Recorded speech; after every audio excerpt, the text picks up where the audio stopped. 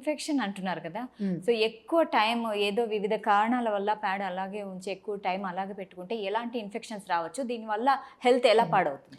So కామన్గా చూసే infections bacterial infections చూస్తుంటాము. Second is fungal infections. ఎక్కువగా మాయిస్ట్గా ఉండడం ఆ ఏరియాలో ఫంగల్ ఇన్ఫెక్షన్స్, ఈస్ట్ ఇన్ఫెక్షన్స్ అని అంటారు, అవి ట్రిగర్ అవుతాయి అన్నమాట.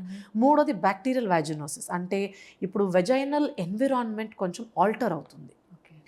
సో ఆల్టరేషన్ వల్ల బ్యాడ్ బ్యాక్టీరియల్ గ్రోత్ ఎక్కువైపోతుంది. వెజైనాలు అందరికీ గుడ్ బ్యాక్టీరియా ఉంటాయి, కానీ if the pad is there for so long, ఆ బ్లడ్ ఉండడమే it's a medium for bacterial growth.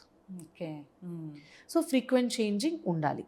So infections ఇంకా సివియర్ కేసెస్లో చూస్తే ఈ ప్రొలాంగ్డ్ లాంగ్ టర్మ్ రిస్క్స్ ఏం చూస్తాం మనం, ఫ్రీక్వెంట్గా ఇన్ఫెక్షన్స్ వస్తున్నా కానీ లేదా ఒక్కసారి ఒక సివియర్ ఇన్ఫెక్షన్ వచ్చినా కానీ ఈ వెజైనా వరకే ఉండదన్నమాట. అది it will spread up into the uterus. గర్భసంచిలోకి ఇన్ఫెక్షన్ రావచ్చు. రెండు వైపులా గర్భసంచికి ట్యూబ్స్, అండాశయాలు ఉంటాయి. సో ట్యూబ్స్, అండాశయాల్లో ఇన్ఫెక్షన్ వస్తే that is a long term issue.